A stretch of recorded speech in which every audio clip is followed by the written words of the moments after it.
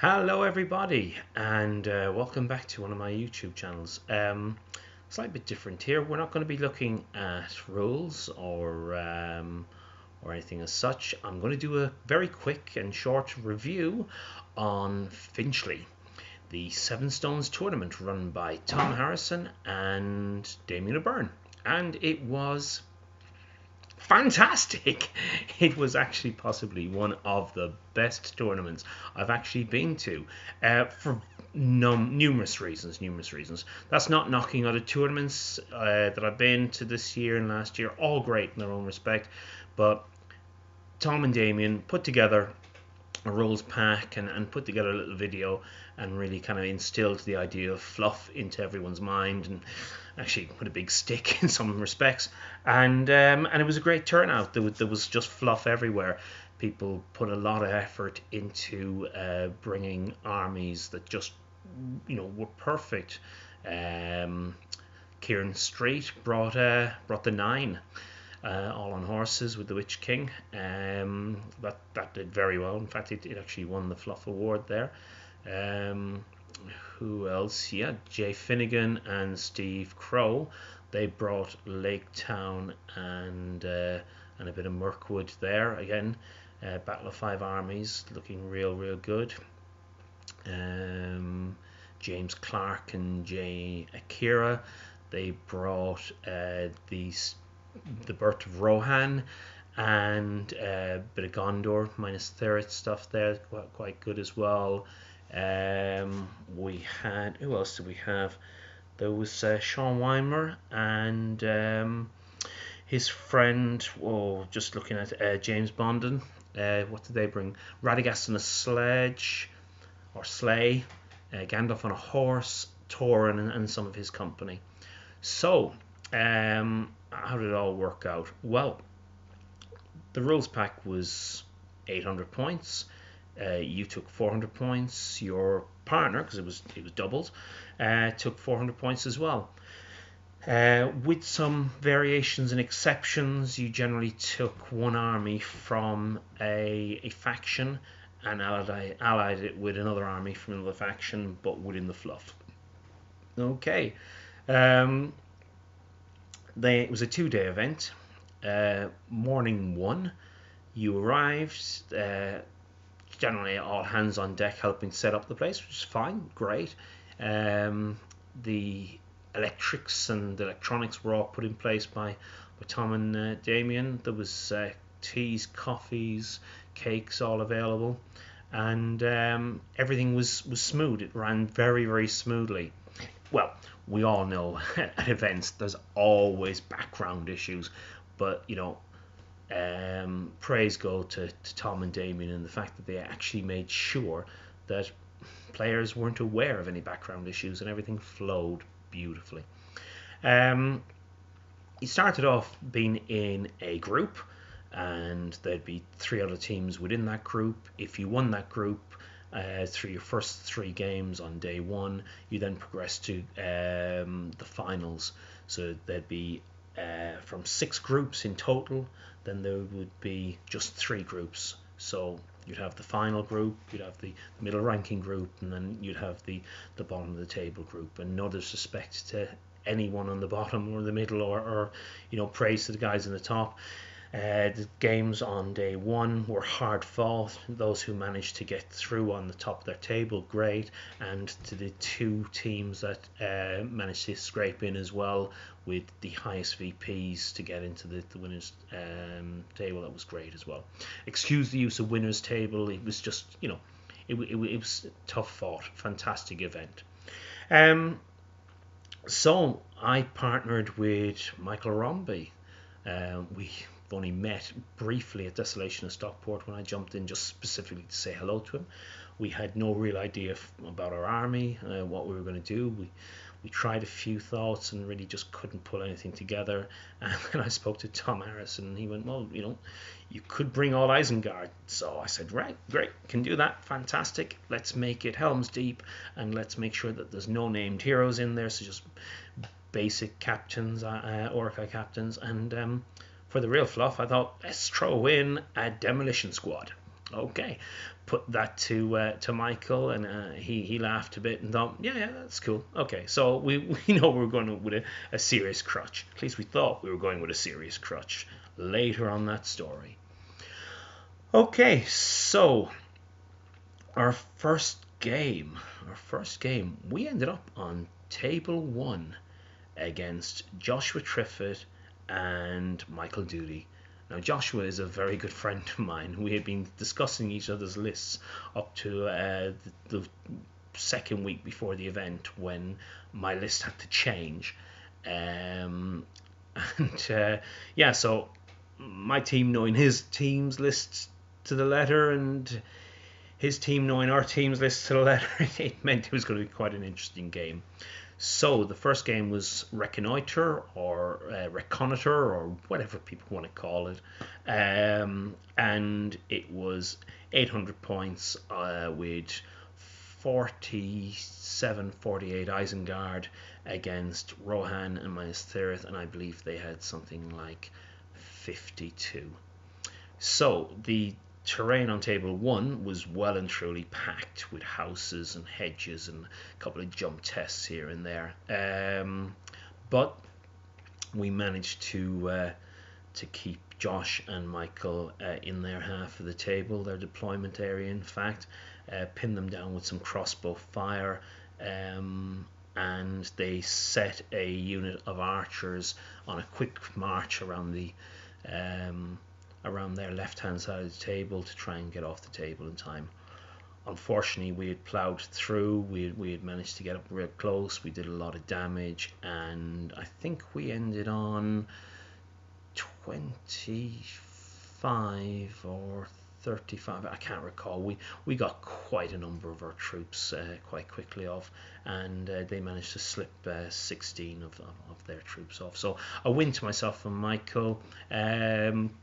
Felt a bit bad because we just managed to hold their troops in place with some fear tactics, and then managed to get the push to get the troops off. So real good game. Enjoy playing Josh. Real nice to meet Michael as well. Both Michael's my partner and his. Okay, so that got us all kind of excited, and we started thinking, right, let's look at game 2. And game 2 was, what was game 2? Game 2 was to the death. And we were up against Kieran Street and Larry Miller. With the 9, the Witch King on a horse, and 8 ring wraiths on horses. Okay, so where were the points going to be fought and lost here? The points are going to be fought and lost on what I believed would be general kill or general wounds. So our general was extremely vulnerable to something like 80 will they had, and 19 might. We couldn't combat that. So to our shame, or to my shame, and I'll take responsibility of this, my general took a seat, laid down, had a nap for most of the game. We hid our troops basically in a large fortress with our 12 crossbowmen all reaching out to pop any of the ring wraiths that came close, and the ring wraiths came close with a few transfixes on crossbows. Not enough. First couple of turns, it was real a standoff. We knew that we couldn't go out to them. They knew they couldn't come to us, so it was quite difficult. It was a shame because it could have been an amazing, great game if the scenario was different. But with the scenario being, all we had to do was just lose our general, and they'd have been able to keep us at bay or keep us out of the way. We wouldn't have got in close enough, I reckon. So, yeah. The game didn't start exactly on time, but by the time we did get motioned, you just knew that unfortunately this was going to be a game that was going to end up either a draw or they were going to get a lucky shot. So we managed to strip a couple of the horses from them, but not much else. They kept their general right back. We kept ours hidden. And then they called an heroic march and two heroic channels. All right, my general, hearing this, I turned to Michael and I said, Mike, you're not going to like this, but we're going to do an heroic crawl for 1 inch. So our general crawled just behind a wall a bit further and got out of line of sight, which meant that their serious push and attack was abated. Okay, so the game ended in a draw. We were one win each and one draw each, going into the third and final game.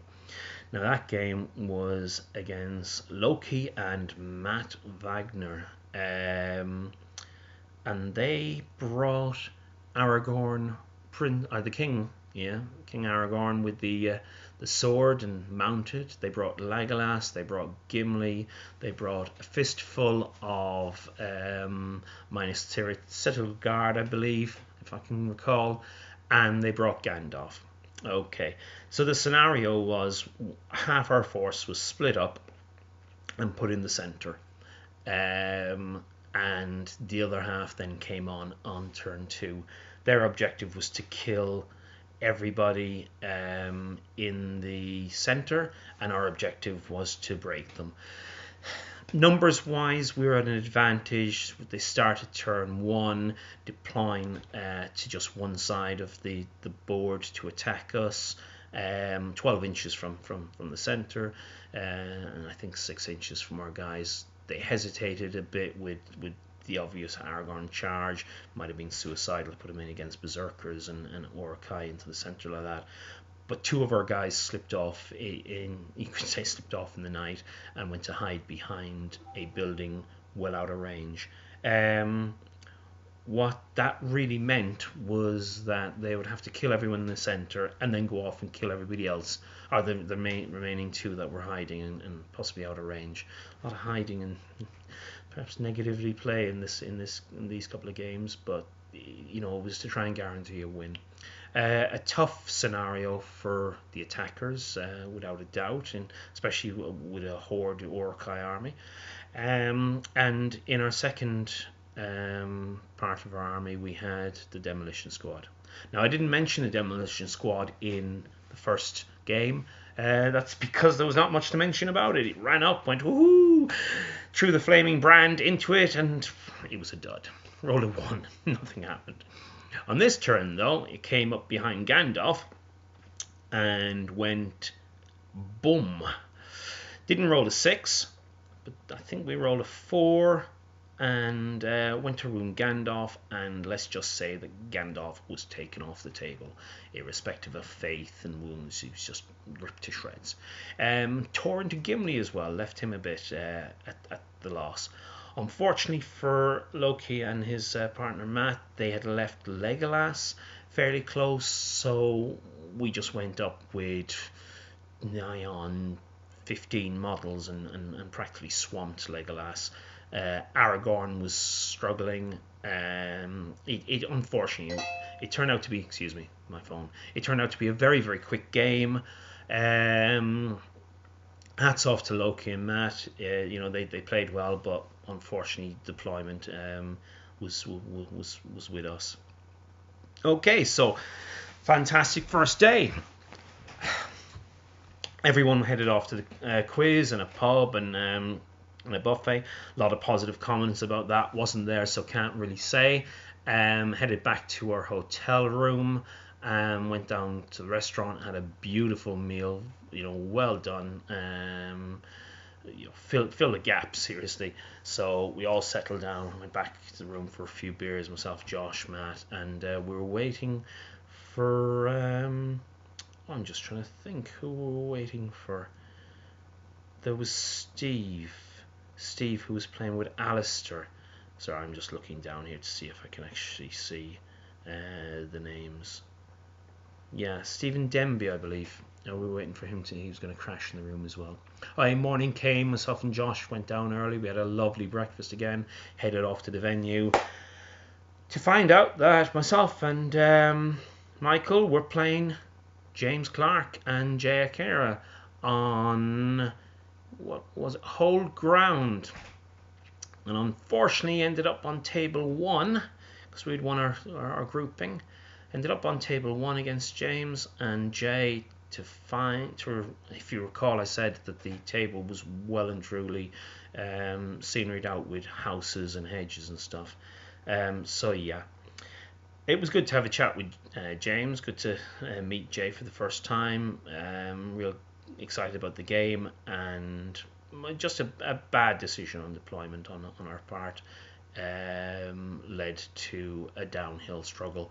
Unfortunately, we didn't actually get our game started until after 45 minutes of the start, but hey, oh, it was a good game. We enjoyed it. I knew we were in for a loss at that point. We were going to struggle. Our deployment meant we had to climb over hedges and stuff, and I should have, but didn't think about it until at the end of the event. I should have called one of the TOs over to ask about the central building, because that's exactly where the whole ground token would have been placed, and it just meant it would have been extremely difficult. Whether it was only suggested to me afterwards, but whether a TO would actually move the building to make the whole ground accessible to everyone or not. Yeah, it just meant we had to climb a few hedges, and by the time we got most of our troops there, it was quite obvious that they outnumbered us on that spot. I think maybe 6 models died in the whole game. First turn, my crossbowman managed to dehorse a couple of Sons of Earl, so that was kind of cool. But other than that, so we took our first loss. Took out like men, and went down to the table below. Key thing about this event is once you were in day 2 and whatever grouping you're in, group 1, 2 or 3, you never fell out of that grouping. So myself and Michael Romby, we were guaranteed minimum of 8th place in the tournament going into that final game, our final day. So we had lost the right to be in the top 4. We weren't going through to the semi-final on that top zone, but we were going to be fighting for some place between 8th and 5th. So we had something to try and pull back. Okay, so our next game was Lords of Battle. And Lords of Battle against Alistair and against Larry Miller. No, it wasn't Larry Miller. My apologies. It was Alistair and I can't recall his name, and I'm really going to get shouted at for this. Anyway, Alistair and his mate, Richard Clammer. No, I'm struggling. My apologies. My sincere apologies, guys. My sincere apologies. Okay, so it was Lords of Battle, and we were back on the same table that we played Kieran Street with the 9, and yet again it was a major standoff. We having 12 crossbowmen, they having something like 10 Rivendell Knights, few Torrens Company, and Radagast on a sledge, whichever one you want to call it. So they set up, and we set up, and we managed to set up in around the fortress that we had originally set up. Again, crossbowmen there, and then perhaps bad deployment on my part and Michael's part, but that's where we set up. So the game started, and they didn't move, and we didn't move, and they didn't move, and we didn't move, and I think you kind of get the gist of there was no movement. So Alistair went up to one of the TOs and quietly asked what would happen if it was a draw on this table, and we're told, no uncertain circumstances, that we will be immediately dropped to table 7 and table 8, or sorry, 7th and 8th place to fight for 7th and 8th place. So a draw would not do us any good here. Interesting ruling, but cool. So I turned to Alistair. I said, if you move forward and shoot, we'll shoot back, and then I'll move my whole army out. And I don't think I could be any fairer than that. He was stuck. He needed to come and shoot himself and his partner. We just needed them to come to us. Crossbowmen can't move and fire, whereas Rivendell Knights can. So we gave them the option to take that, and they moved forward. 1 or 2 basic shots struck off, and the first kill to Isengard, a horse went down. So one crossbowman took out a horse. I think it even took out a captain's horse. So on came Radagast, on came Rivendell Knights, and they charged across the plain. And in all fashion, Evil turned around and went, "Man of our word, let's go for it." So we sent out in a pincer movement all our troops, keeping our crossbowmen still back behind the terrain so they could get some shots off as the elves and Radagast came crashing towards us. So I believe another elf went down, another horse went down, and then we clashed head to head. The elves started chewing away at our numbers, but we outnumbered them quite dramatically. A couple of queries on whether you could support over a wall, etc., with spears and pikes. We weren't too sure at the time. We ended up playing that you couldn't, so that was fine. And Radagast came in, and with his 6 nasty attacks on the sledge, with Sebastian in hand, they started chomping away through some of the berserkers and some of the shield maidens, I like to call them. Actually, just the normal Uruk-hai shield warriors. So needed to look at the plan. Myself and Michael had a chat, and we looked at what we could do. So we called an heroic move with the general, our general, and we went down close to Radagast, moving all other models out of the way, getting one berserker courage test in against Radagast, and then in came the demolition squad.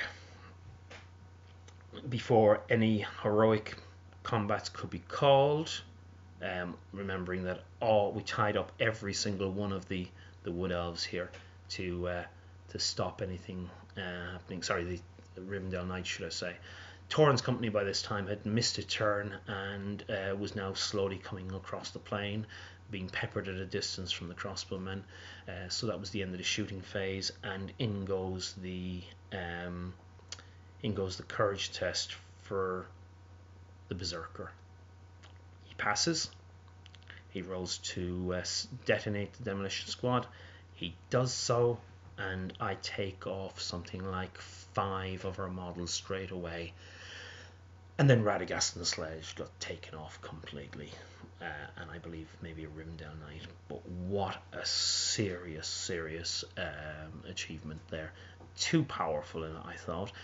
We did sacrifice our general because he took 3 wounds minimum.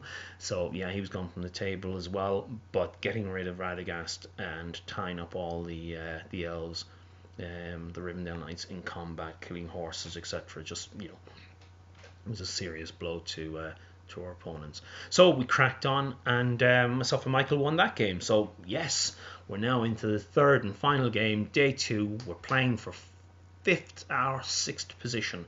We cannot go to 7th or 8th because we're in that situation now. So a bit of a buzz. So, and we're up, and we're playing Sean Weimer and his friend James Bonden.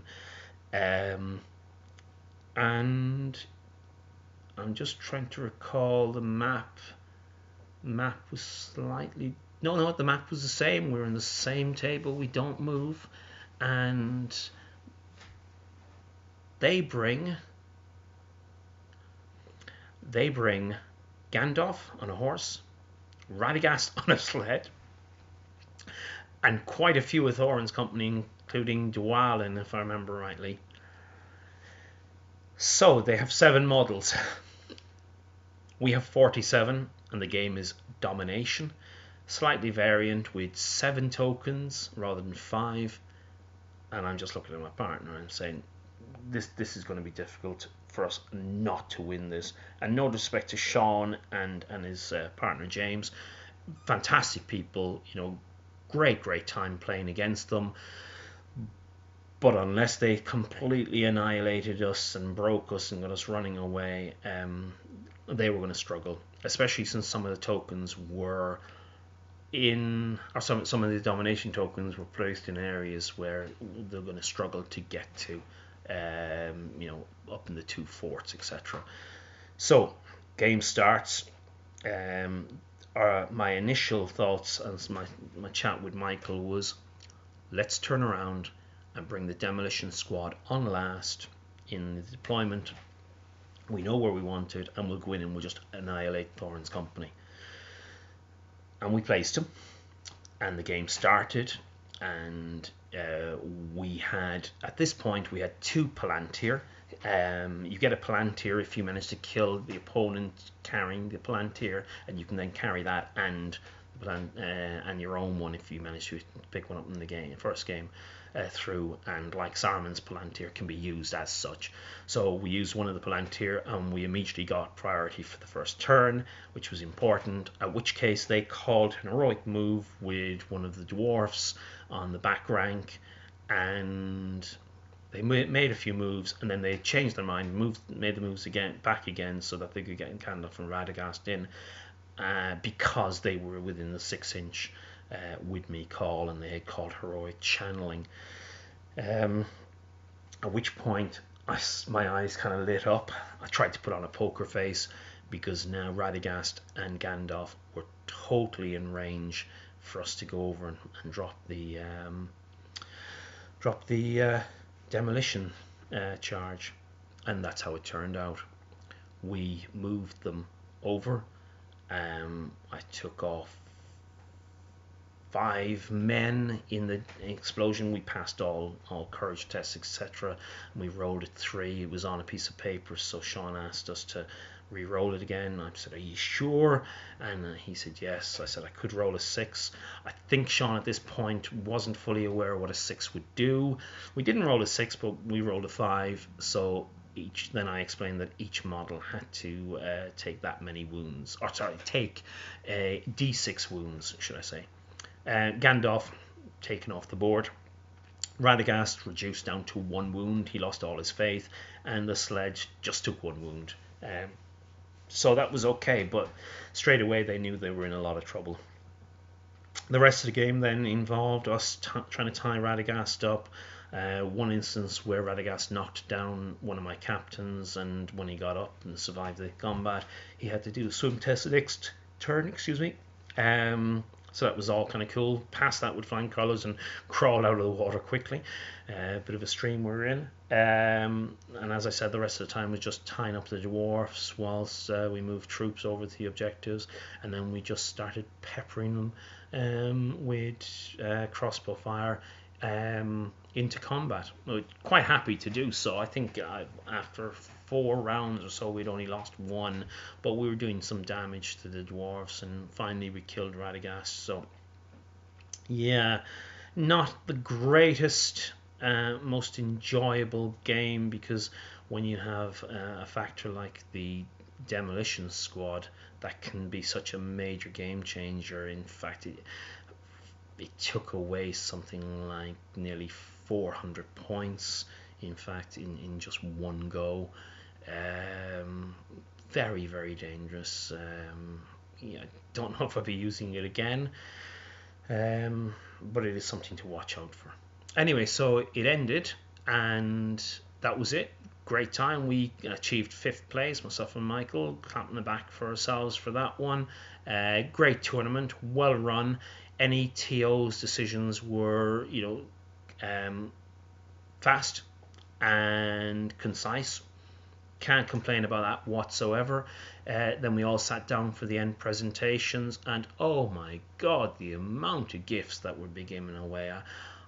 It just blew my mind. My hands had blisters practically from clapping everyone who received stuff. And myself and Michael received a free Freddo as a prize for getting 3 of the Palantir, finishing with 3 of them. So we managed to capture Sean's as well. We managed to capture Josh's, and I believe we also managed to capture Alistair's. So that's the 3 that we got. So yeah, great event. Everyone had a fantastic time. And then the long drive back up with Jay Finnegan and Steve Crow in the car. Great chats, great recollections. 2 really, really nice, solid guys.